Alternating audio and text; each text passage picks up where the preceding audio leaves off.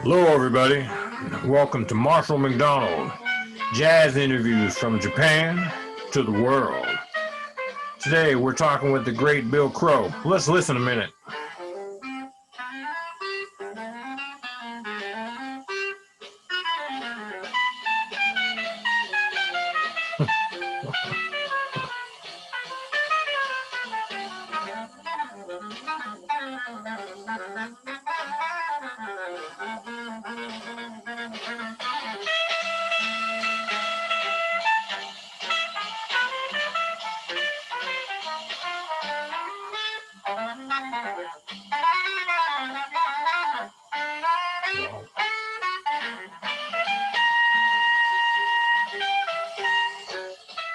That's the Gerry Mulligan Quartet, 1959. Art Farmer, Gerry Mulligan, Bill Crow on bass. Bill, who else was in the band on that date? Dave Bailey was the drummer. Oh, that sounds beautiful, man. Wow. All right. Let's get started. Bill Crow's played with Stan Getz, Gerry Mulligan, Art Farmer. So many people I don't even know. We've spoken in the past. I first met Mr. Crow playing with the Drake Smith band. And I'm just going to ask Bill to tell me how you got started in the business and how'd you get your way to New York City? Well, I grew up in Kirkland, Washington. That's across the lake from Seattle. And, I got started in music early. My mother was a musician. She taught singing, and she sang and played a little piano. And she tried to teach me the piano when I was tiny, but I ran into a wall at the end of the first lesson book, and I couldn't seem to progress any. But when I was in the 4th grade, I started playing the trumpet, and then in the 6th grade, I changed to the baritone horn, which was a bigger mouthpiece. Right. Seemed to be better for me. And I liked that horn, got really good on it. I was winning solo contests in high school, and I carried it on into the Army. And of course, I'd gotten interested in jazz because my 6th grade teacher played Louis Armstrong's West End Blues. Right. It was the first jazz record I ever heard. And that got me started. I started collecting records, and by the time I was in high school, I wanted to be in the swing band. And they said, well, there's no baritone horn parts there, but if you could play a different instrument. Well, my brother had gone into the Navy. He used to play the alto saxophone. So I got his saxophone out from under his bed and practiced it for a while and got to where I could play the third alto parts on these stock arrangements that we were playing. Right. And so I was okay for that year in the swing band. But then the next year we merged with another high school, and a whole bunch of good alto players came in from that other school. So I was out of a job, but the drummer had graduated. So I jumped in and learned how to play the drums from the guy who he was now working at a filling station. So let me ask, what year were we looking at? You're in high school there? I graduated in 1945, class of 1945. Okay. So that senior year, I played drums in the swing band, and then when I started college the next year, they didn't have a drummer, so I came back and played with the high school swing band until I went into the Army, which was after my first semester in college. They were still drafting people, and my number came up, and I asked them, I said, how soon I did my physical exam, and they accepted me. And I said, how soon are you going to call me up? And they said, well, we don't know. And I was just at the end of a semester in college. I didn't want to make any plans. So I said, what's your shortest volunteer enlistment? And they said 18 months. So I said, okay, I'll take that. I'm in. And I started right out in the Army. And I thought, since I was into music so much, I wouldn't have any trouble getting into a band. But they found out I could type, so they put me in an office. As soon as I finished my basic training, they put me in an office, and that was terrible. I was complaining about not being able to get into a band to some sergeant at the Right. service club. And he says, "You want to be in a band? I'll put you in the band." I said, "How can you do that?" He said, "Well, they're starting a new one here at Fort Lewis, Washington." Right. And he said, "I'll just put your name on the orders. They won't know where where it came from. They're taking people from a lot of different places here on the post, you know." And so I got into the band that way as a baritone horn player. And I met a cornet player from Brookline, Massachusetts, that he called himself a moldy fig. He really liked all the music from starting from Louis Armstrong up to about Muggsy Spanier, and that was it. That was him. And so I started jamming with him. I was just playing tailgate baritone horn, you know. Right, right. And he taught me that whole repertoire, which came in so handy after I came to New York, because I knew all those Dixieland tunes and I could take those jobs, you know. But he was the one that got me to buy a valve trombone. He said a valve trombone would be more of a jazz instrument than the baritone horn, and it fingered just the same. So So you taught yourself these instruments? yeah, yeah. Well, when I started out on trumpet, the teacher showed me the fingerings for the couple of basic scales, and then gave me the lesson book, and I worked it out myself, you know. So each time I would change to one of these things, I had good ears, and I had a record collection already. Right. So I was able to teach myself these things. But they moved our band from Tacoma, Washington, to near Fort Meade, Maryland, is near Baltimore, between Baltimore and Washington. And I had a Model A Ford, a 1930 Model A Ford. Oh, get out of here. And I drove that out to Baltimore. Right. Like a 5-day trip, just sleeping in the car, you know. So in that band, I got some experience because we had a swing band that played at service clubs, and I ended up being the drummer in that band. But I would keep my valve trombone on the side, and when I get a chance to play a chorus, the trumpet player would play the cymbal, and I'd keep the feet going and play my chorus. You know. Okay, now wait a minute. How did you learn how to play drums? Well, that was from that high school experience. You know, I just actually I didn't really learn to play well, but I played well enough to, and there were no other drummers in our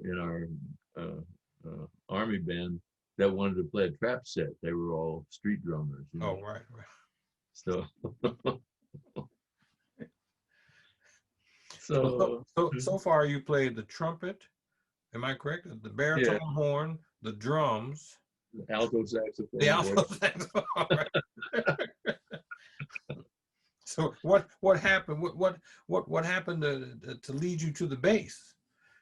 Well, that wasn't until I got back out of the army. I came to Seattle, and now I had never had known all the time I lived in Kirkland, because it was during the Depression and all that. We didn't go into Seattle that much. We'd go to see the Christmas windows, or to shop, or to go to the park or something like that. But it was like an occasion to do that, maybe 2-3 times a year. And so when I came back out of the army, I moved into Seattle because I was going to go to the University of Washington, and I wanted to be on the scene, you know. Right. So I found a friend that was living on a houseboat on Lake Union, which is right next to the university there. Yeah, I know where that is. And it was like 4 musicians, and so the rent was cheap, and a bunch of guys to hang out with, and we would have jam sessions on that boat, you know. And we would also have jam sessions at the music building up at the college. Right. And I found out that there was this whole active jazz scene in Seattle that I didn't know about at all. And one of the people that was there that I learned some things from was Ray Charles, who nobody knew his name was Ray Charles at that time. He was just RC. And he was living there, and he had a trio that was trying to sound like Nat Cole. Wow. And he he had left Florida, and actually he asked his friend, guitar player friend, he said, let's get out of here. He says, what's the far, they got the map out, and they said, what's the farthest place away from Florida that we can get? And he said, well, how about Seattle? Seattle. So the guitar player went up there to look things over, and then he called up Ray and said, you might as well come on up here. There's some music, you know. So Ray ended up playing piano with Bumps Blackwell's band at in the black neighborhood. There was a jazz club called the Washington Social and Educational Club. And Bumps had this quartet in there, and he put Ray in there as the piano player. I see. So I was working as a drummer nights while I was going to college in a club downtown, and I was in town. I was down by the club one day during the day for some reason, and I saw a record store there, and I went in. Right. And I'm looking in the jazz bin, looking at the Charlie Parker records. And this girl comes over from behind the counter and says, you must be a musician. Nobody else looks in that bin. Now that's funny. So her name was Janet Thurlow. She ended up marrying Jimmy Cleveland later on, many, many years later. Get out of here. But she was a singer, and she was interested in jazz. And so she was interested in me, you know, find out what my story was. And she said, well, you got to come up to the Washington Social and Educational, you know, you got to meet all the guys. So that got me into the jazz world there, you know. And she's hollering up to RC while he's playing. She says, RC, sing the blues, you know. So he does. I never heard anything like that in my life before, you know. And when he came down after the set and she introduced us, I said, because he had sung another song before that, trying to sound like Nat Cole, you know. And I said, why don't you sing like that all the time? That's wonderful. And he said, oh man, where I come from, everybody sings like that. You can't make a nickel singing like that, you know. And it wasn't more than a year later that he had his first big hit singing like that. He was all right. Maybe he got the idea from you. Somebody convinced him that he should get rid of that trio that he was working with and get some soul musicians and change his thing. And he made his first record, and it was a giant hit, you know. That's right. But at that time, Quincy Jones was also in that group of people. He was 18 years old, still in high school. And every day after school, he would go over to RC's house, and RC would show him voicings and things, you know. And he was starting to write. So when he met me, he said, oh, trombone. He said, we need a trombone in our rehearsal band, you know. So he said, come on over. And he said, I'll write a chart and give you a solo. So that was my introduction to Quincy. So now I'm curious, because some of this is in Quincy's autobiography about being in Seattle, hanging out with Ray Charles and stuff.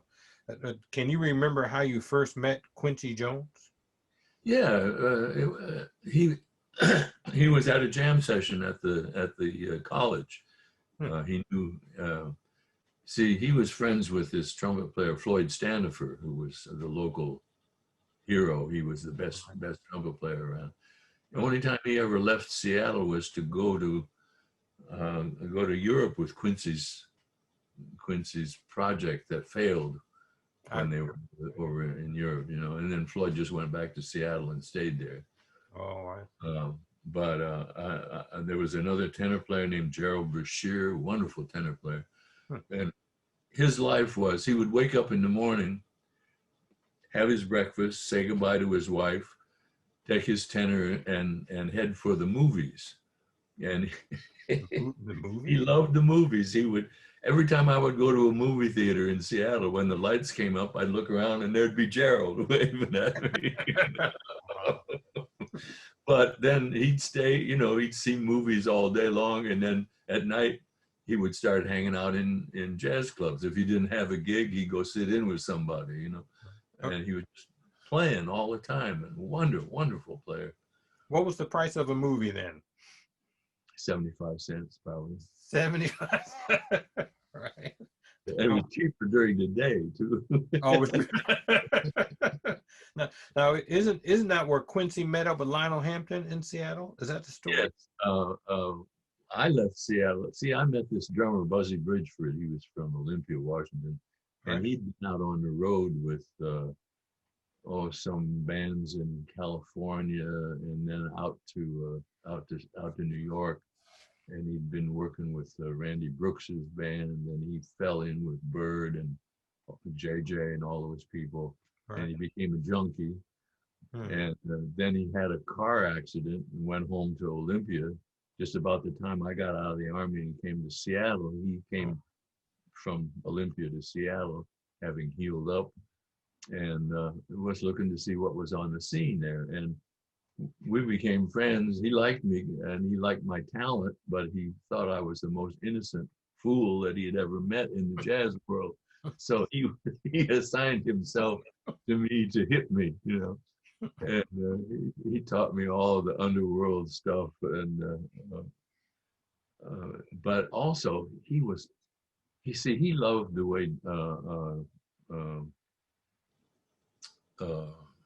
like Shelley Shelley uh,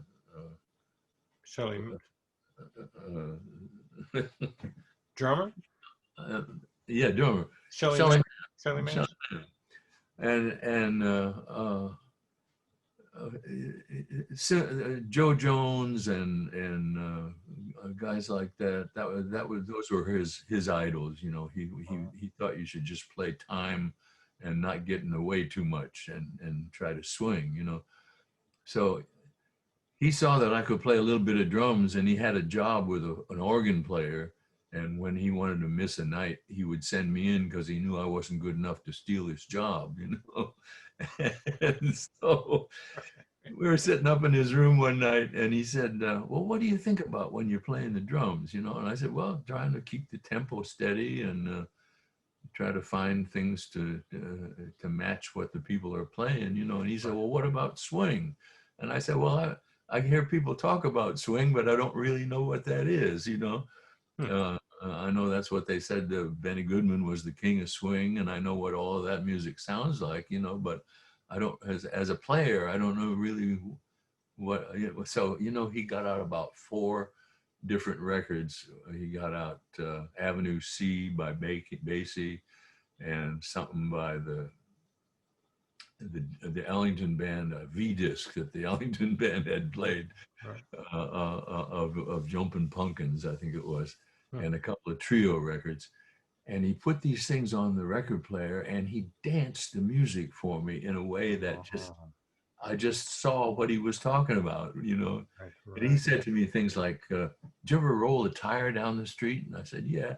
He said, well, once you get it rolling, you don't have to keep pushing it very hard. You just have to guide it a little bit. He says, that's the way drumming is, That's good. Was he a black gentleman? No. He's a white cat? Yeah, he's a white cat. He was the son of the mayor of Olympia, Washington, sometime. His father was a real square, stiff-necked guy. Sent him to military school to try to straighten him up, that kind of thing. Right. And he went to this military school. He says that he was a good con artist. This guy, he conned me into doing all kind of things for him, But at the same time, he had a good heart, and he loved this music, and he played it very well. He was really a good swinging drummer. But he had this tendency to become a junkie. It wasn't so easy in Seattle, but there were like weekend junkies up there, And of course, I wanted to interject here for a second because I find that fascinating. I just put up a post on Instagram about how jazz music is dance music and it's dancing, and how Jackie Kelso would spend a lot of time with me saying I had to get the dance in my playing. And of course, coming from Lionel Hampton, he also echoed what the drummer said. He would always tell the drummer, don't get in my way, Gates, don't get in my way. Just keep the beat and keep it swinging, Gate. Keep it swinging, Gate. and the more I met the elders, you know, Barry Harris always talked about that. I don't know Barry personally, but talked about that it was dance music. Yeah, yeah. And Dizzy Gillespie, Jackie Kelso told me he played with Dizzy Gillespie, and Dizzy oftentimes would be dancing. Oh, I tell you, I got a chance to see when I first came to New York. I was still in the Army, but I came up on a 3-day pass, and there was a friend in our band that gave me a friend's name to look up, and he took me to the Royal Roost, and he knew the maitre d' there, so we were able to stand in the back and see Dizzy's big band. He had the Things to Come band, you know. And Was Charlie Persett playing? No, this is before Charlie came to town. This was wow. 1947. Hmm. And I mean, Disney's, all these guys are all in brown suits, and they got leopard skin robes that they wear, and they all got berets and glasses, you know. And Disney and Chano Pozo was out front, you know, playing. And oh man, the band was just screaming, and did all the time that Dizzy wasn't playing, he was dancing. I never saw anybody move like that. Every day, and all had to do with the arrangement. You know, like he would jump up in the air and spin around 3 times and hit the floor right when the brass section hit their hit. You know, wow. And or he'd pull a handkerchief out of his pocket and throw it up in the air, and then he'd snatch it right on one of those hits. You know. All kinds of funny dancing. He just was so light on his feet. And then when Chano would do his act, you know, Chano did things like balancing a water glass on his head and bend over backwards while he was still playing. And Dizzy would be out there dancing with him, you know. There was something else to see. Wow. So it was entertainment too, right? It was. Oh, Dizzy was always into entertainment. I mean, in fact, this is a funny story. Somebody told me there was 2 hipsters sitting down in Birdland, and Dizzy he's got this little band that bebop has gotten to be kind of passé, and he's finding ways to entertain by doing tunes like "Hey Pete, let's eat more meat," you know, something like that. And these 2 hipsters are kind of sitting there looking disdainfully at them for shucking, you know. Right. And Dizzy looks down at him, and then when he takes his chorus, he just plays a burning, fantastic bebop chorus. And he looks down at these kids and says, "See," and then he goes back to, "Hey Pete, let's eat more meat." That's good, man. That's good. He was something else. Wow. Anyway, this guy Basie taught me to swing. I learned it right away from him. I knew what to do, you know. Right. And I couldn't do much else. I could just play time, but I could keep a band together, you know. Right. So I had this gig at the Cert Club in Seattle, and in those days the liquor laws made it's too complicated. It was really punitive liquor laws, but the restaurants that were able to serve liquor had to close at 12. Right. And so all these after hours clubs that were illegal were operating from 12 to 4, and Basie got a job in one of those places. And I used to, as soon as my job was over, I'd go sit in with him. He had a pair of bongos there that I would play, you know.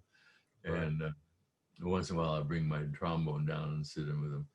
But he had some of the good players in town playing.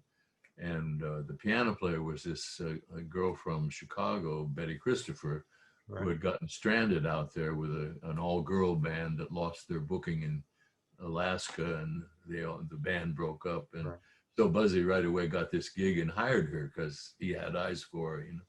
And so they became a couple, and she played with us with him and on that job where I was sitting in all the time for about a month. And then she decided she wanted to go back to New York because she was studying with Lenny Tristano. And she was studying. So she left. She was studying with Lenny. Yeah. Wow. So she left, and Basie right away started thinking about going back to New York. He'd lived there before. And he talked to me. He said, look, if you want to be a musician, you got to go where the music is. Why don't you come with me? You know. Right. So I think I had about $50 in my pocket, and my trombone, and a suitcase full of clothes, and we got on the Greyhound bus and came to New York. Wow. And How many days did that? I'm just curious now. How many days did that take to drive to ride a bus from it Seattle? was it was about 4 or 5 days, because there was no straight through bus. You know, we sent his drums on ahead as freight on Oh, the bus the day before. You know, right. and then we got on the bus in Seattle, and we got to Montana, and that was the end of that run. Wow. And then we got on another bus, and we get to someplace else in Ohio, you know. And when we got to the bus we were changing in Chicago, Buzzy looks up ahead at the line of people getting in the bus, and he said, "Hey, that's Al Persino. He's a great trumpet player, you know."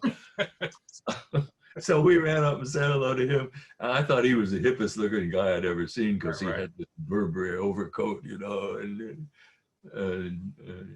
kind of haircut that all the musicians had in those days. And so, What's interesting for me, listening to what you're talking about, is I remember growing up in Pittsburgh and listening to the old cats, and the old cats say you got to live this music to be able to play the blues. You got to live the blues. You have to experience this music.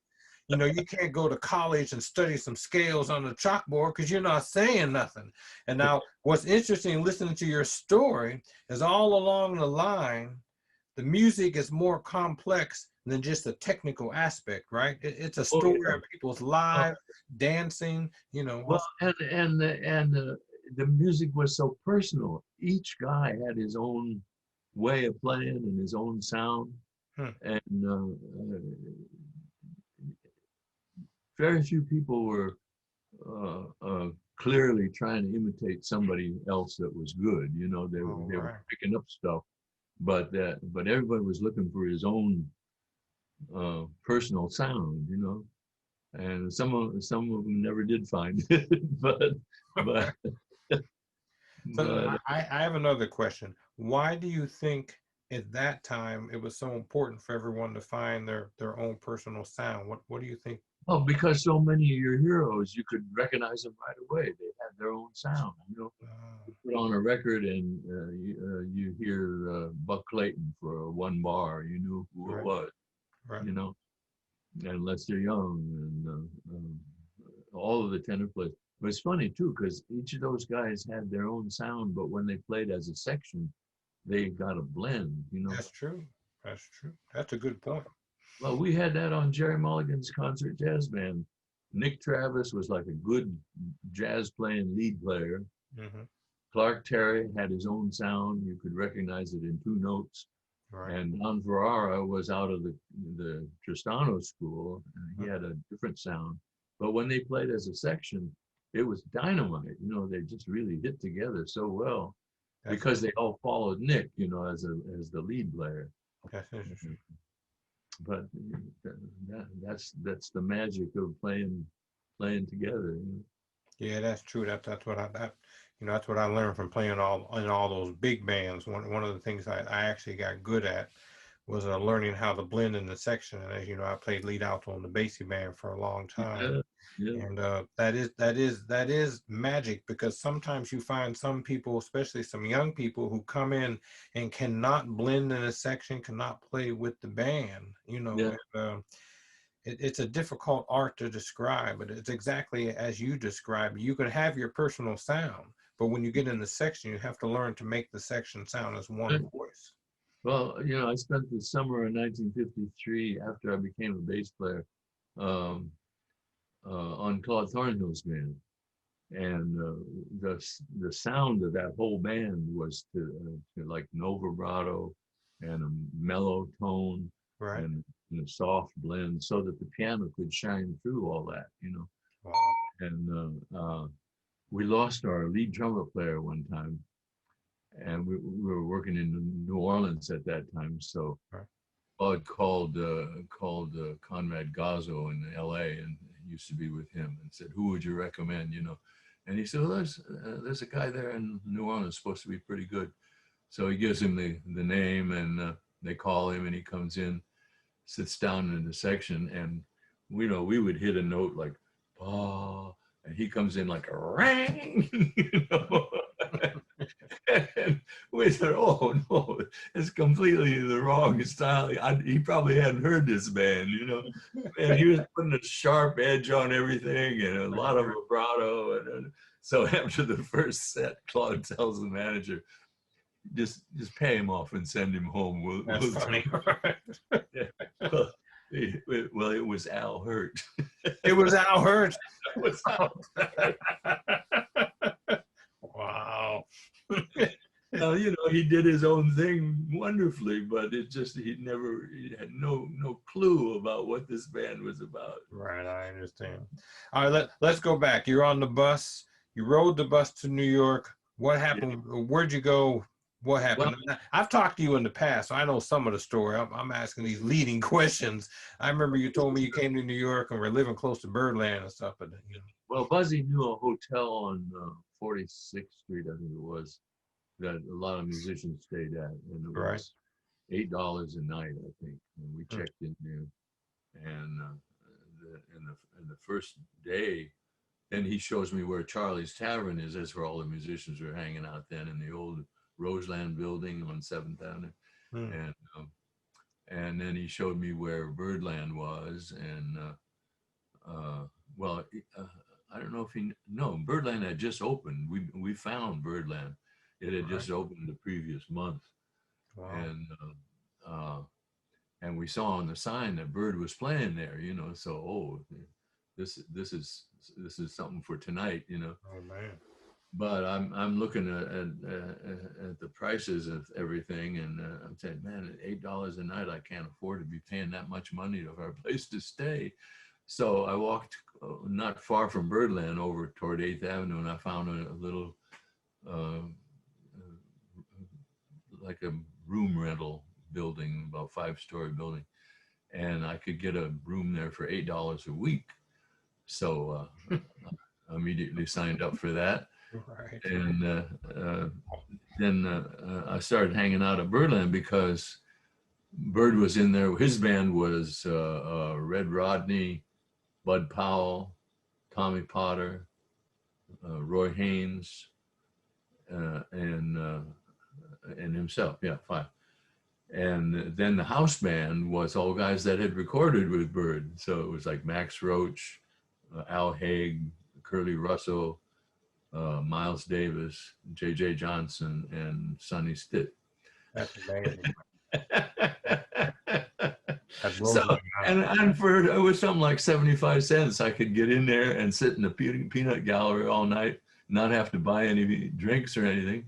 And it was like going to school, you know. Right. And not only that, because all of those great players were on the stand, anybody that wasn't working was at the bar or in the peanut gallery.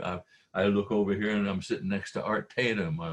Joe Jones is over here, you know, Ben Webster's at the bar. I couldn't believe it. So I figured, well, this is New York, you know. Right. It was always going to be that way. Wow. That's amazing, man. Yeah, yeah. So that first year that I was here, I got a job feeding a printing press up in the Bronx for $30 a week, I think was what they were paying me. And I started taking lessons from Lenny Tristano on the valve trombone. And so I was just barely making it. Like on payday, I would have the nickel to get on the subway and go to work, you know. And in those days, it was a nickel. And wasn't long. Basie kept introducing me to musicians, and I met a lot of really nice people. And it was funny. One of the guys was Neil Hefti, and every time I would see him in Charlie's Tavern, say hello, hello, you know. Right. And that went on for about a year, and then by this time I had met Dave Lambert, and he got me on into like a demo record date where he needed some singers, you know. So I sang, and so I'm singing in his vocal group, You and sang. this is a demo record for Neil Hefti's wife, Fran Warren. Hmm. And so we walk in the door to the studio, and Nola's, and Dave says, "Hey, Neil, how's everything?" And you know Bill Crow? He says, "Bill Crow, then who's Brew Moore?" He thought he'd been saying hello to Brew Moore all this time.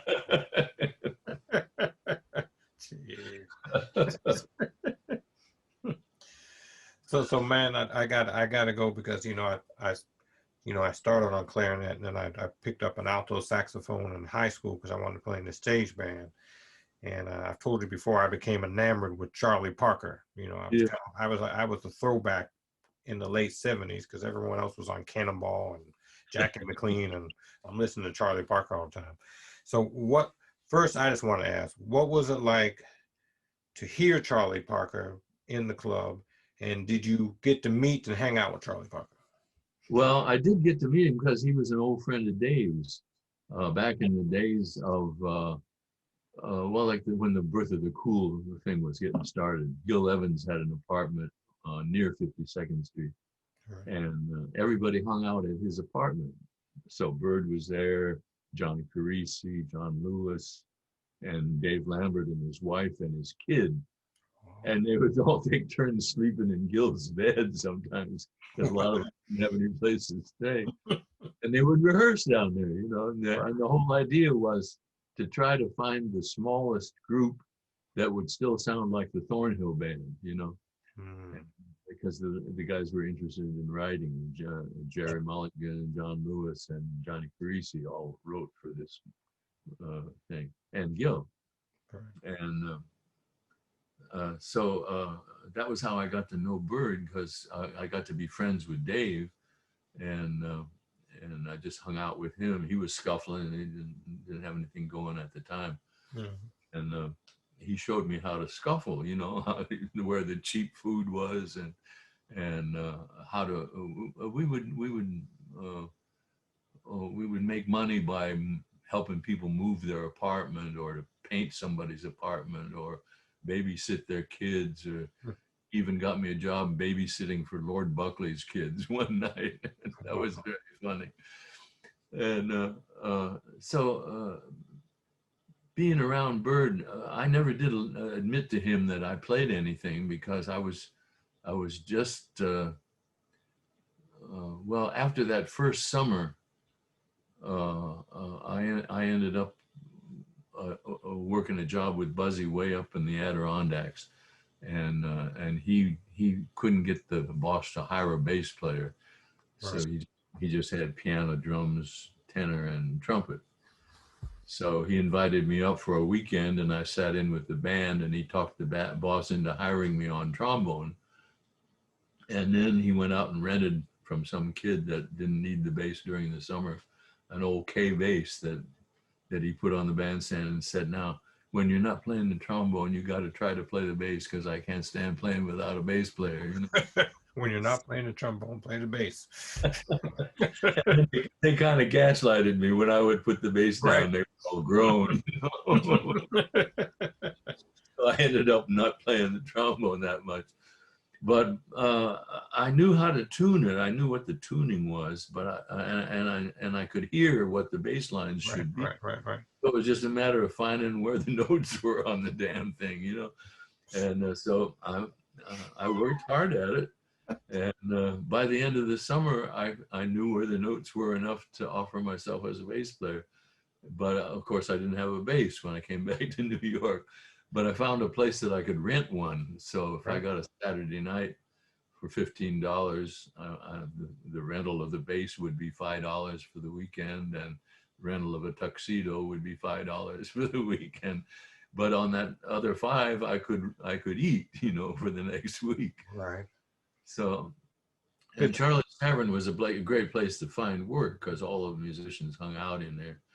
And you would hear, and then you'd go to the union floor and see if you could pick up something there, you know. But I'm sure a lot of the people, and I hope there's millions and millions watching this video.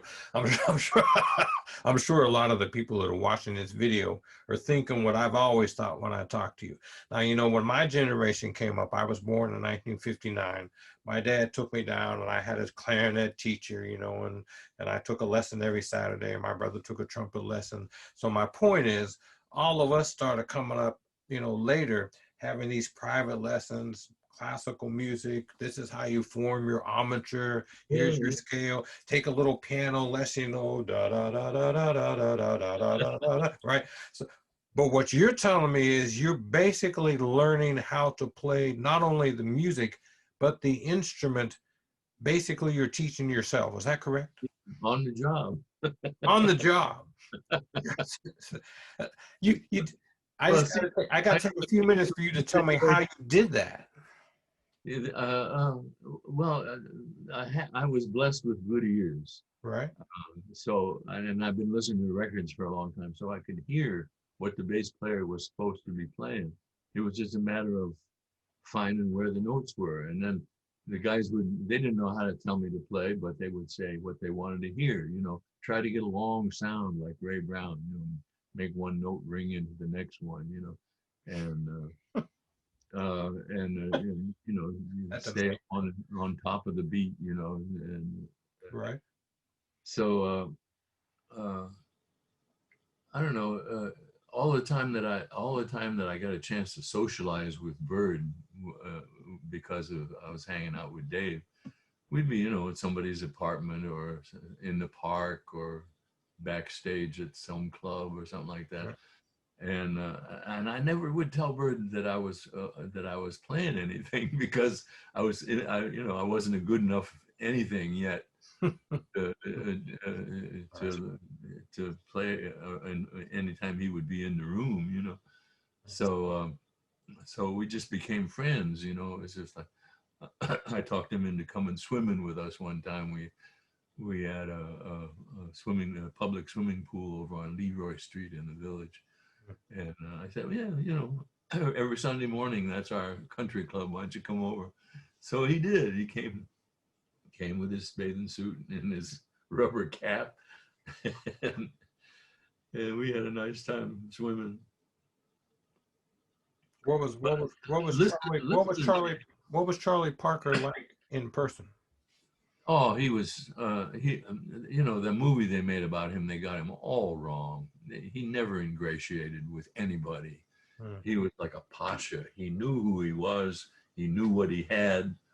And then from that position, he was the most sweet, generous, friendly, kind human being that I ever met, And he was well informed on a lot of, I think he read a lot. And now, if he would come up to your apartment, he'd right away go to your record collection and start looking through it. And if he found something he hadn't heard, he'd put that on. And then if you happened to be in the club where he was playing that night, you'd hear him playing some excerpts from what he heard that day. He was like a sponge.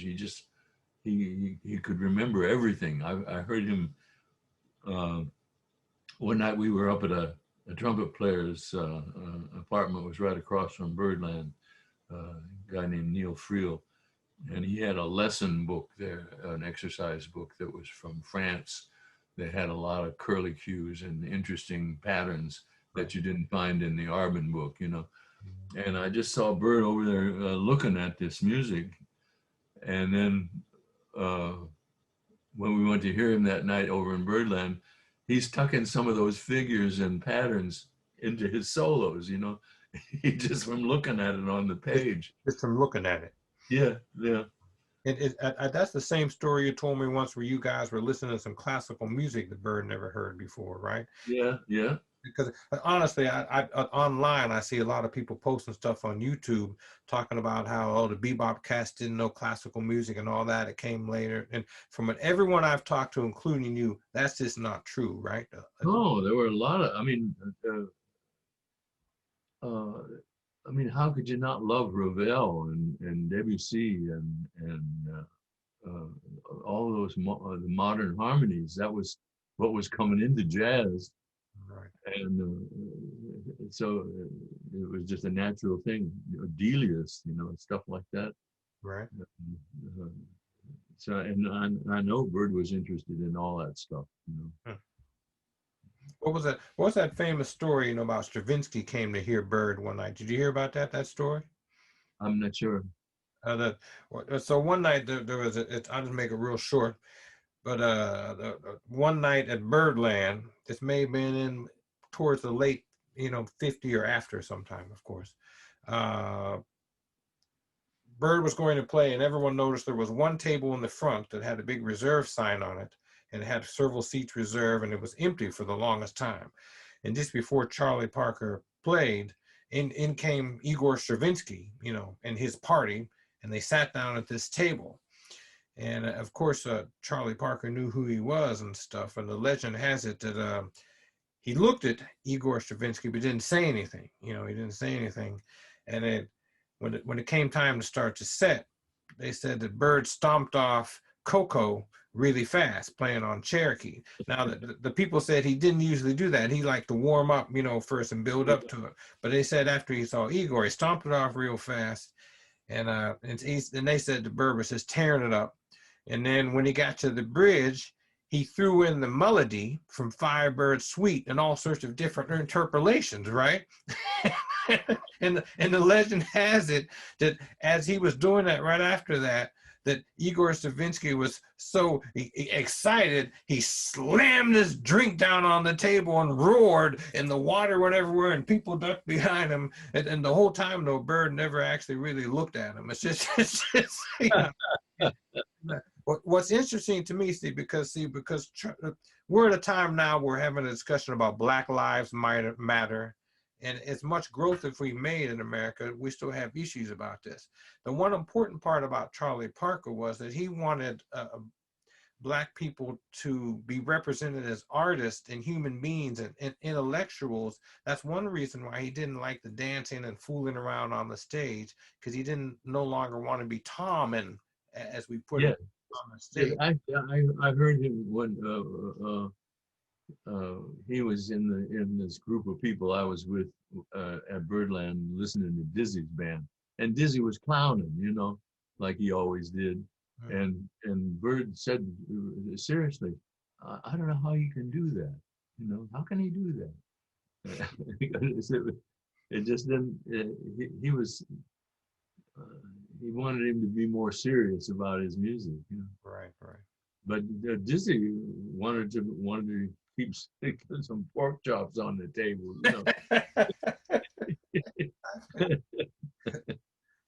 I can see both sides, yet I think Charlie Parker paved an important road for a coming movement that came soon after that, I think. Yeah. And also, Dizzy was irrepressible, man. He just could not be funny. Right. Yeah, like Pee Wee Marquette used to come out and pull the microphone down to his level, and announce the band. And then he would leave the microphone there. And Dizzy would say to him, why don't you put the microphone back up to my height? Why don't you announce to me? Right. And after about 3 times of that happening, Pee Wee finishes the announcement, and Dizzy Gillespie, and he walks away from the mic, and Dizzy comes out on his knees and talks into the mic. I love Dizzy, man. I think there's a place for both Charlie Parker and Dizzy Gillespie. Oh yeah, they were perfectly matched. Right. I love that story about Dizzy's wife kept a pretty firm hand on him, and it's late in the evening, and there's a knock on the door. It's Bird, and his wife says, "Don't let him in." And Bird says, "Dizzy, I just thought of this tune. I want you to write it down, And so Dizzy said, "Well, she won't let me let you in." He said, "Well, here, I got my horn with me." He's standing in the hall playing this thing that he wants Dizzy to write, and Dizzy's writing it down. That's crazy. Wow. So it's true that you know, I've always read these legends that sometimes Charlie Parker would hear a tune and just write it on paper, or Dizzy would write it on paper. That's all true. That these cats must have had such great relative pitch that they Oh could yeah, hear this all oh in. yeah, yeah, yeah, and they, I know they were so quick to remember things. You know, you could play a figure for Bird, and he would hear it once, and he'd have it forever. You know, he, uh, not too many people can do that. You know, Oh, I know I can. That's Errol Garner was like that. Earl Garner. From my hometown of Pittsburgh, Earl Yeah, Garner. yeah, a lot of good players came from there. You met Earl Garner too? Oh yeah, well, I got a chance to tour with him. We did the Birdland tour, you know, Really? and so we had Maynard's band, no, Basie's band. Well, that was yeah, Basie's band. Uh, I think J and K, Sarah Vaughan with her own trio, Wow. and the Mulligan Quartet, That's amazing. and so in fact, one place we were in a, it was in the wintertime, and we were in a amphitheater where we were going to play, and the dressing rooms were in the supports for the seats, you know, Mhm. and they were just like a little single room in each one, and the only one that had any heat in it was one where Basie was, and he had an upright piano in there. So I've got my bass. I'm ready to go on stage, and I hear him playing, and I see, well, we still got some time. So I go in there and I start playing with Basie. I never had a chance to play with him before, Wow. and then it's all, you know, everybody's in here because it's too cold in the other dressing rooms, and all of a sudden I look around and I see that there's three other bass players. So one of us must be on, you know, and sure enough it was me. I had to run, and they're waiting for me up on the stage. You jamming with Count Basie. Dude. Wow. So I want to, I got to first look at our time to see how, man, why don't we go on for a little bit longer, and then I would like to do a part two with you, because we're only up to about 1950 something so far. And I wanted to get into one of my favorite players. As we talked about earlier, you know, you and I have done some gigs together, you know, just up in the local areas, and then you were so kind to come to my show last year. I appreciate that. And all of these years, you probably, you know, Stan Getz is in my top favorite, I would say 10 saxophone players are not top 5, you know. Yeah. I always enjoy listening to you talk about Mr. Getz. So I know you played with Gerry Mulligan, but wasn't your first big gig with Stan Getz? Yeah. Actually, I was fooling around trying to get my own bass for quite some time. So I went out with Mike Riley and his Musical Maniacs, a clown band. It was just the three of us: piano, drums, and Mike on trombone. And I saved up and bought this $75 K bass from a guy up in the Bronx. Right. And then I was rehearsing every day with Teddy Charles. He had a little bit of work and a lot of free time. So I would just go up to his hotel room every day, and he would teach me all these bebop tunes. And then Jimmy Rainey came. Our guitar player went with Benny Goodman. Jimmy Rainey was free for the summer, so he came and played with us. And then when he went back with Stan Getz, uh, it was just supposed to be for a week in Boston. Right. Jimmy took me up there, and Roy Haynes was the drummer, and wonderful piano player. I think he was from Pittsburgh, Jerry Kaminsky, wonderful player. But he was so down on himself. He didn't think that anybody liked the way he played. He sounded like Hank Jones, you know, but he was so sure that nobody liked the way he played. So anyway, that was that week with Stan Getz in Boston. That was my first really good gig.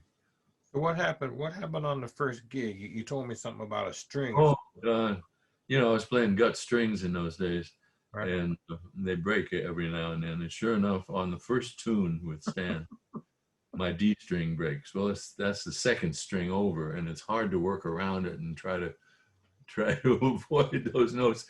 Right. So I see that there's another bass under the piano that belongs to the house rhythm section that's going to play when we're not playing. And I'm sure this guy won't mind if I just grab his bass. So I put my bass down, grab his, and it's a left-handed bass. It's strung up in the opposite direction.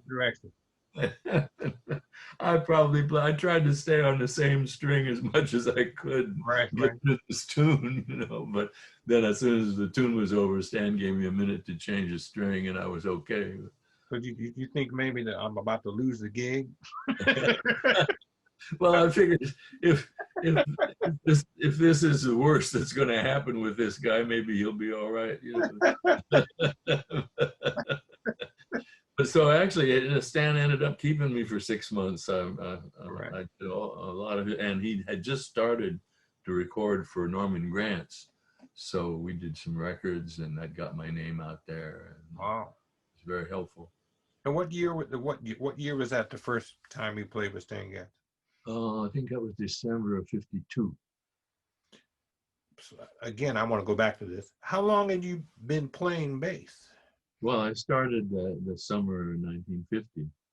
So 2 years later, you're playing with Stan Getz? Well,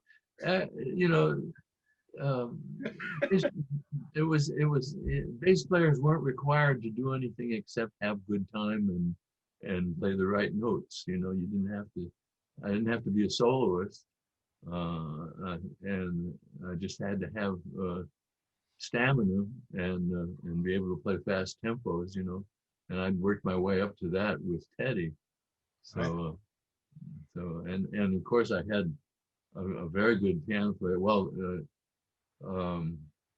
Jerry Kaminsky didn't stay with us. He only played that first week. We had to put up with having Duke Jordan on the band.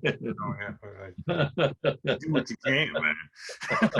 You get the I tell you, he was so beautiful. So he would play little introductions like 4-bar intro.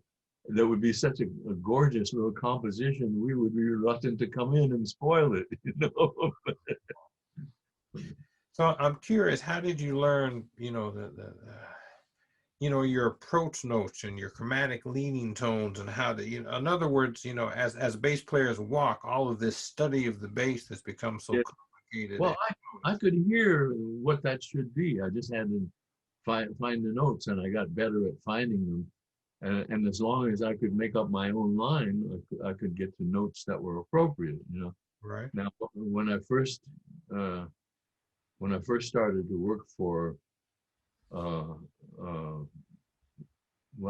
went through a period there after I left Stan. I was on Claude Thornhill's band for a while. That was all reading, and some of it I had to figure out a fingering. See, I made up my own fingering system. I didn't know there was a standard one. Oh. And his theme song ran through a 10th in D flat, which has no open strings in the scale. Right. And I wanted to make it go da da da da da da da, and I was going thump thump thump thump thump thump thump, and couldn't be sure of getting that high note in tune, And I said, there's got to be an easier way to do this. Other bass players aren't working this hard, Right. So I sat down and figured out a better fingering system for that one song, and that improved my playing tremendously because it related to, but it wasn't until I went from that band to playing with Terry Gibbs's quartet for a while, and then I went just some odd jobs around New York, and then I got a steady job with Mary McPartland's trio at the Hickory House with Joe Morello. And she liked to play in all hard keys, and she liked to modulate a lot during a ballad or something like that. Is she a vocalist or a pianist? No, pianist. Pianist. Yeah.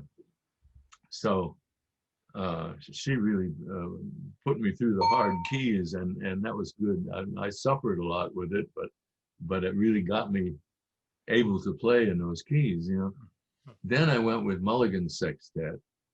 And he had things that were written starting in high places sometimes that I didn't know how to be accurate. I was making chalk marks on the bass to try to find those notes, you know. And then I said, look, it's time to go find a teacher, you know. You really. So the only guy I had ever talked to that said he was studying with anybody was Trigger Alpert, who was Glenn Miller's old bass player, and he now had a job at CBS on staff. So I called him up and I said, you know, who's your teacher? And he told me Fred Zimmerman, who I found out was the first bass player in the Philharmonic. Right. But it turned out he was really a fine teacher, and I went up to him the first day, and you know, introduced myself and told him who I was and all that. And he said, "Well, take out your bow and play something for me." I said, "Fred, I own a bow, but I only use it for the last note. You know, all my work is pizzicato." He said, "Oh," he said, "and you're working." He said, so he opens up the lesson book to page 1. There's all these whole notes. And he says, "We'll start here. And when we come to something you already know, it'll go faster." So it was great. He started me out on the very, very simple stuff and showed me what the fingering system was, which I had no clue about. And so as a result of studying with him for a couple of years, I was able to find the notes on the bass with much better intonation, and improved my sound and a whole lot of things. Right. It got me to use the bow a little bit. That's interesting. That's very interesting. And you know, so maybe the listeners, maybe some of the people watching don't know of how magnificent the music was with Stan Getz and especially the Gerry Mulligan arrangements with Art Farmer. And I only met Art Farmer once while playing with Lionel Hampton. You know, when I started with Lionel Hampton in 1990, just so people know. And of course, we're at that time of his career where he's getting older. So everywhere you go, people want to come see Lionel Hampton, you know, because he's getting older. And Art Farmer was hanging out in Europe, so he came down and played, and he was such the nicest cat, man. I mean, like all these people were, man. All the for me, you know, the elders, you know what I mean, the elders like Art Farmer. Eddie Harris was in Europe when we went to see him one time. They're all so nice, so real, and so willing to share any knowledge they have. Is that your experience? It's funny, when I was with Teddy Charles, we had a job in Toronto. Right. And this was not long after, it was like less than a year after I'd left Seattle. I had heard that Quincy had joined Hamp. And so we heard that Hamp was at the theater there in Toronto. So during the day, we ran over to catch a show because I wanted to see Quincy. And I walk in and I hear this wonderful bass line being played, real clear, and I look up and I don't see any bass. It's really weird. So then I see Monk Montgomery is standing up there with a guitar bass. It's the first Fender Precision bass. He's got the prototype, and every note is just as clear and nice. And so I went as soon as I got back to New York, I went out and bought one because I was playing all these really fast tunes with Teddy. I figured, geez, that would be a lot easier. Wow. But it was great. I got a chance to see Quincy, and backstage we were talking to him. And he said, you know, there's a lot of shucking goes on in this band. He said, Hamp wants everybody to do something spectacular, you know. So he said, I get up and I'm trying to play like my best Dizzy Gillespie, Miles Davis copy, and I don't. 2 or 3 tunes go by, I don't get any more choruses, you know. And then I see the guy next to me is juggling his trumpet and doing all kind of shit. Right. And he said, well, so I see where it is, you know. So Hamp had this thing where he would play 4 bars on the vibraphone, and then he'd turn and point to somebody to play the next 4, you know. So Quincy learned how to do something that was spectacular. everybody would do something. And Milt Buckner was the piano player on that job. And when he pointed to Milt, instead of playing, Milt jumped up and ran around his chair and sat back down again, and then played the first chord of the next score. And Hamp runs over to him and said, "Milt, stop tomming."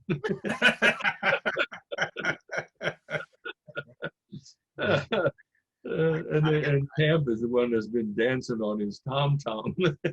Oh man, we used to say that Lionel, it's not playing with Lionel Hampton is an experience, not just Lionel Hampton has to be experienced. Though I enjoyed all of the years of those last years playing with him. But Jerome Christensen told me some funny Hamp stories. He said Dinah Washington had been signed for $75 a week or something like that, and he kept promising her record dates, and every time they go into the studio, it'd be some more big band dates and no singing, you know.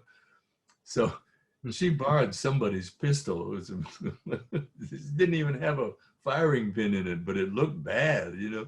And she put that up next to Hamp's head and said, "You're gonna record me, aren't you?" And he called for his wife, and she fired Dinah right away. And it was great because Dinah was able to get out of her contract, and she went to work for $250 a week right away in nightclubs, you know. That was Gladys. Yeah, Gladys. Man, there's so many Hamp stories. We need to get them all documented.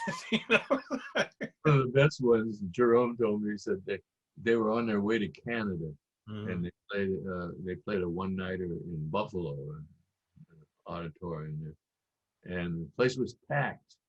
And he said there was a new alto player in the band, and when he did his solo, he went down and walked the hood for the footlights.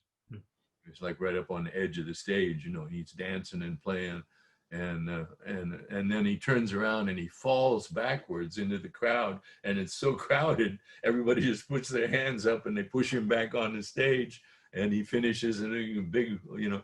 Well, Hamp sees this and he loves it, but he's famous for stealing other people's bits. So they went up and they did their tour for a week in Canada, and then they came back for another night in Buffalo, and now they've just been here maybe a week or two, you know. So they didn't sell out the house this time.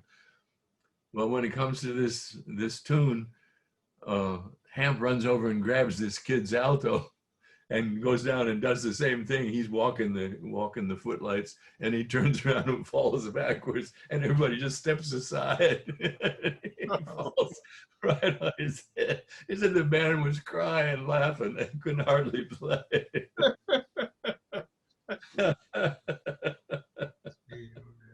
Lionel Hampton.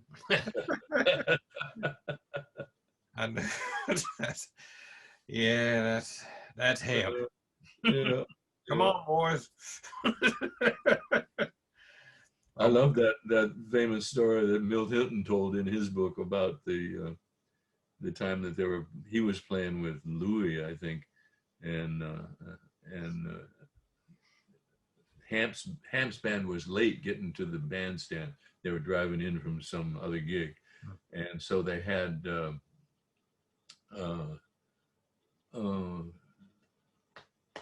I can't think of the tenor player's name. Used to play the solo on Flying Home. Illinois Jack Cat? Illinois. They had Illinois' band there, and a small group. And so they had him go on first. And Illinois finishes up with Flying Home, which is what Hamp usually finishes up with, you know. So, they had Louis open, and then they had Illinois go on.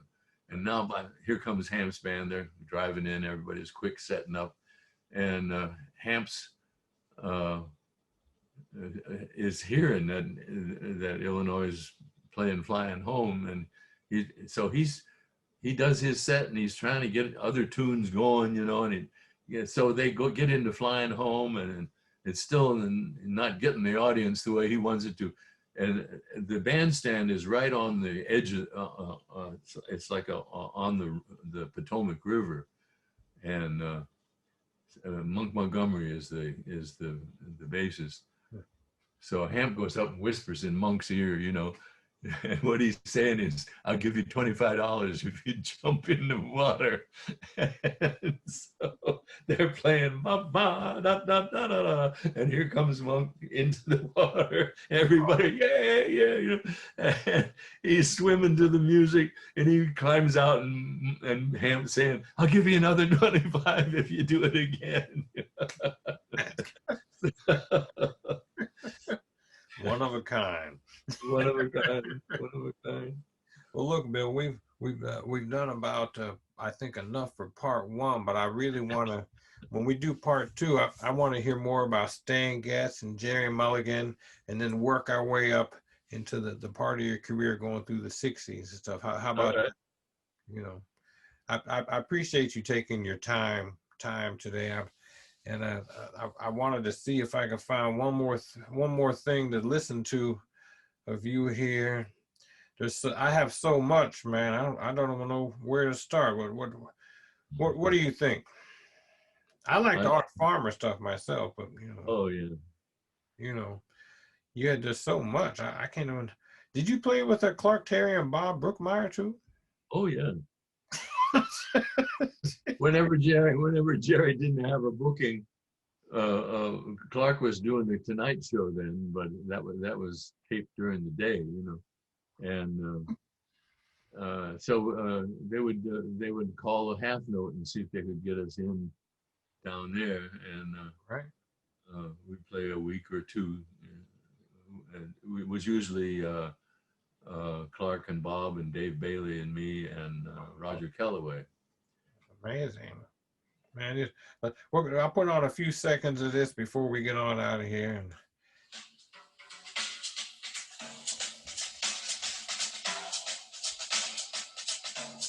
Well, that's Dave Bailey on drums, right? That's right.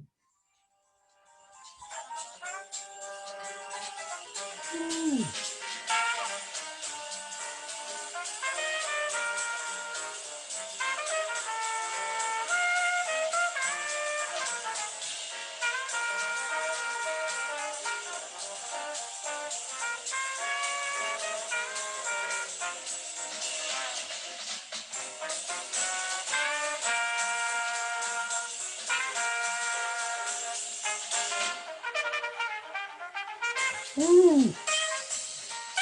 It's just amazing. Right?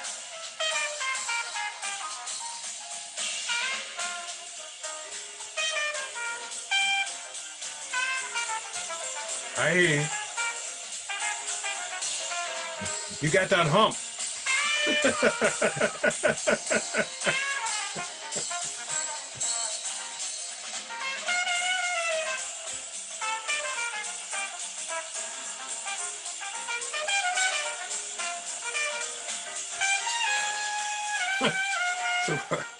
So what do you remember about this band, man? What do you remember about this date?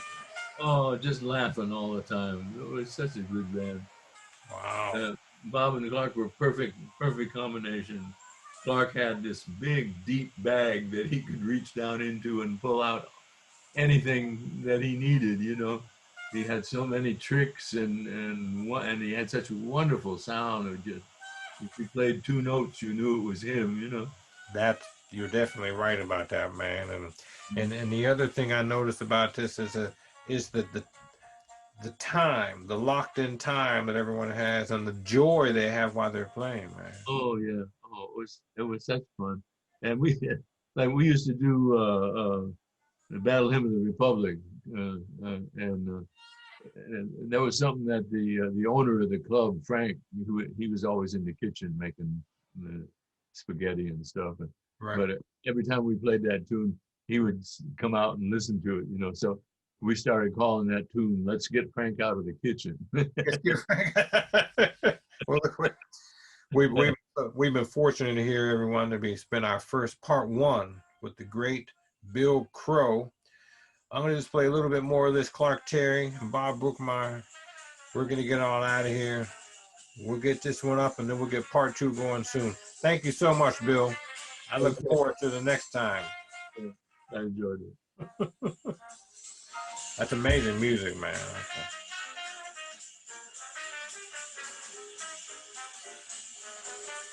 It was through Clark I got a chance to play with Ben Webster. Oh yeah. Yeah, we did a TV show, and it was Clark and Ben and Gene Bertoncini and Dave Bailey and me and Roger Holloway. And so we did this. It was like a Channel 13 TV show. Right. And as a result of that, some guy wanted to put out an album. So we went out to that. Clark was living out in Bayside then, and there was a big recording studio out there in Bayside. We went out there. It was funny. We went out to Clark's house early. So because Roger had gone through, they gave us a pile of sheet music and that they wanted us to choose from, you know, mostly pop tunes. So the album was called More, and Roger had gone through and written out some little sketches for how to get in and out of some of these tunes. Right. So we went to Clark's house an hour early, and his wife made breakfast for us, and we all had a nice breakfast. And then we're going to rehearse these tunes. Ben puts his feet up and goes to sleep. He slept all through the rehearsal, and we ran all these things down, and then we wake Ben up, and we carefully wake Ben up because he's been known to come up swinging.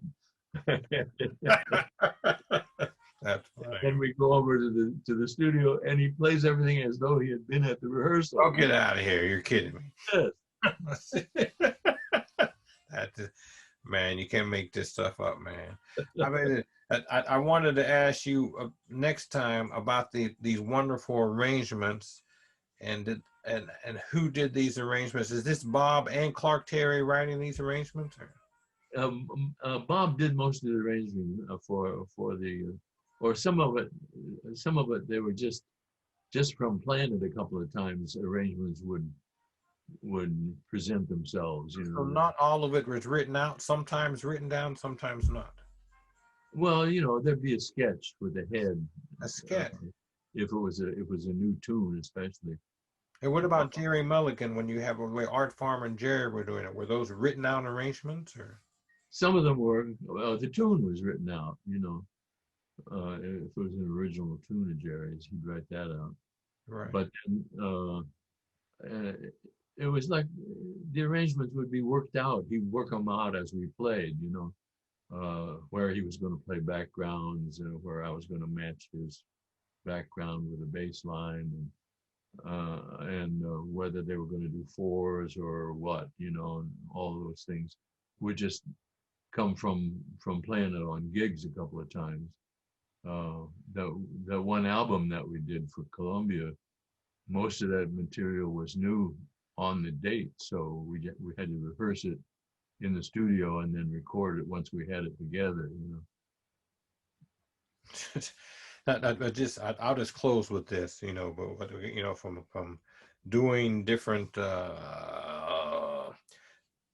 I've never really taught at a university, but sometimes I've been involved with arranging classes or music readings and all this. And what's interesting, what you talk about, is once you get to the jazz music school, they're having people write down everything about the music on a piece of paper before actually ever playing it. But you're not the only person who's told me this. All of the old cats told me what you told me, you know, about how the music is organic. And sometimes Miles wouldn't have a tune. He would have a sketch of something he had. Yeah, or a couple of chords or something. Right. Well, it's like one time Gerry had just done an album with Monk. Right.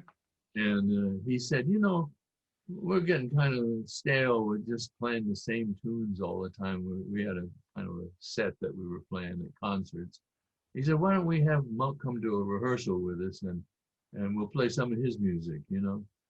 Sure, why not? You know, so Art and Dave and me go down to this rehearsal studio in the Village, I can't remember.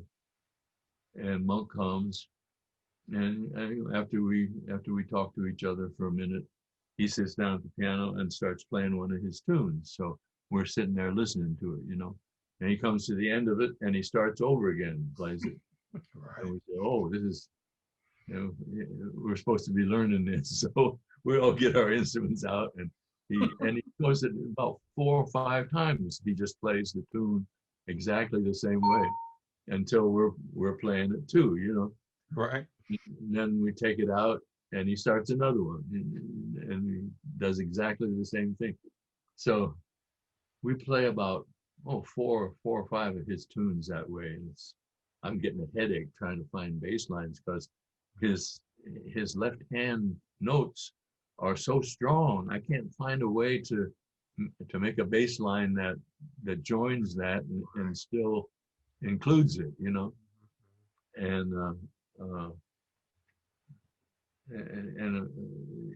his touch is so demanding, Yeah. So I finally said, look, I'm getting a headache from all of this, trying to learn all this new music. Could we just play a standard so that I could just relax and make up a bass line? And yeah, okay. He starts to play T for two. Have you ever heard his T for two? I've never heard. There's, the melody is there, but no chord is there. Not one. And all these strong bass lines, from Right. through all of these altered chords. It was the hardest one of them all to learn.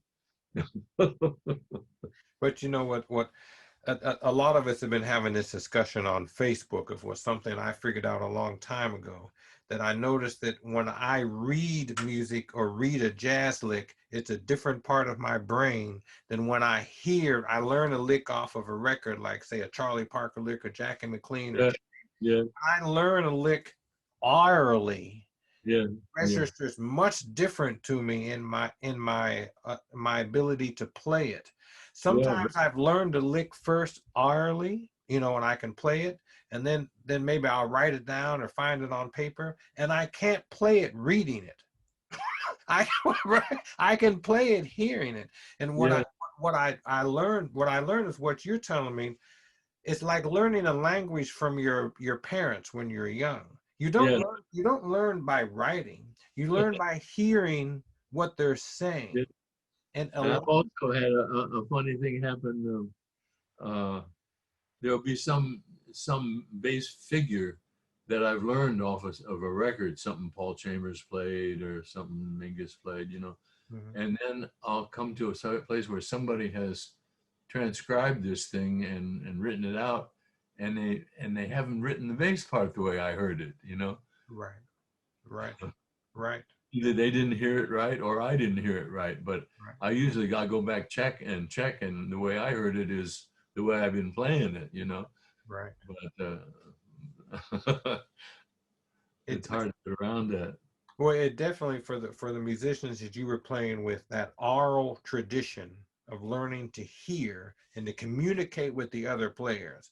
Bob Mentor told me once, he said the whole part of jazz is learning to communicate with the rhythm section spontaneously while you're playing. And if all young people do is sit in the practice room and practice by themselves, when they get to the band, they just start running all that stuff they practice, but they're not communicating between the 4 people, 5 people on the stage. Would you agree with that? Yes. Well, that was one of the things I loved about Gerry's big band.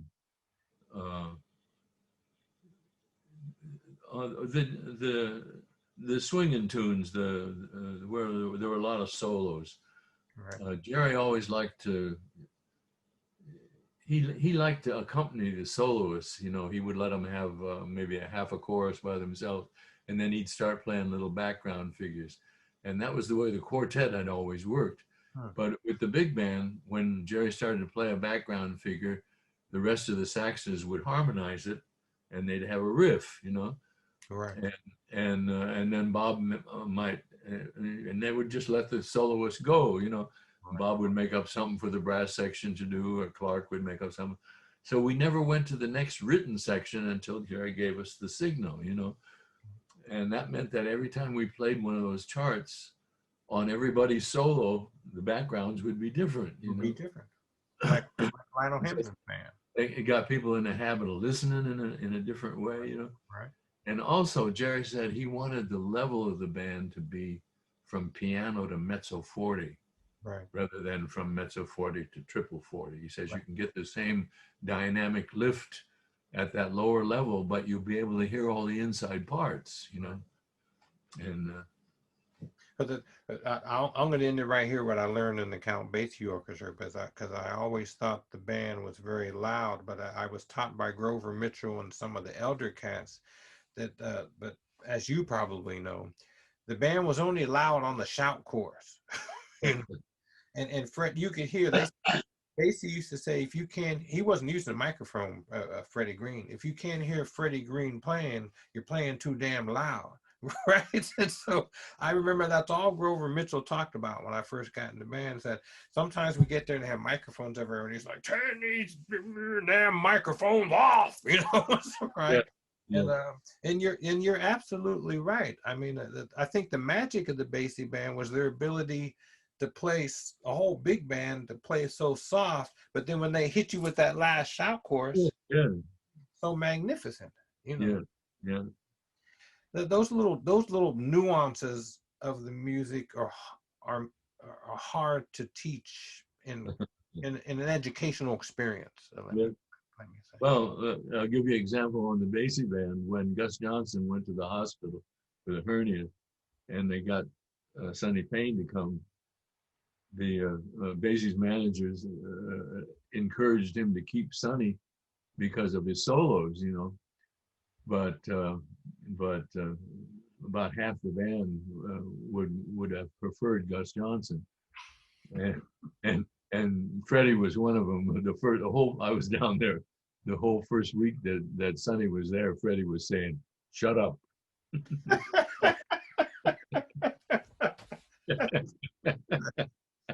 And ladies and gentlemen, I can verify, I heard that from Bill Hughes and some of the other guys, the same thing, like, well, we weren't too keen on Sonny at first when he got into that.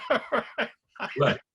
What was the name of the bald-headed lead trumpet player? Was that Snooky? Not Snooky. Oh no, he's a bigger guy than Snooky. I can't remember. I can't think now. He really disliked Sonny Payne's whole conception for that band, and he was sitting right next to him. Now, when it would come time for Sonny's solo, all the rest of the band would get off the stage. He would just sit there and look drugged.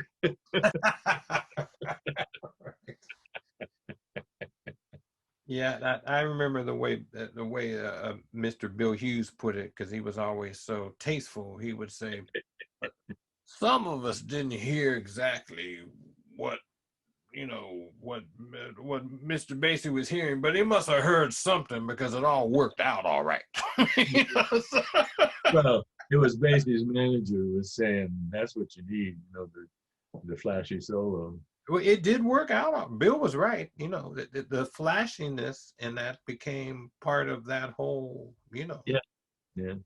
So Basie made those decisions, and they'd be right on the money, you know. So, all right, man. Look, man. What I'm gonna have to do later, I'm gonna have to edit our interviews, put 6 parts online, I think. So let's call it an evening. It's morning for you and evening for me here. You're such a joy to speak with, Mr. Crow. You know. Well, nice to be able to hang out with you this way when you're in Japan. That's true. It's a new world, isn't it? Yeah. All right, I'm going to be sure. I'm going to be sure to press the right button today, and we'll set up. We'll set up the next time, and I've really enjoyed it very much, ladies and gentlemen. The great Bill Crow, bass player and extraordinaire. And I'll see you next time, Bill. All right. All right. All right, brother.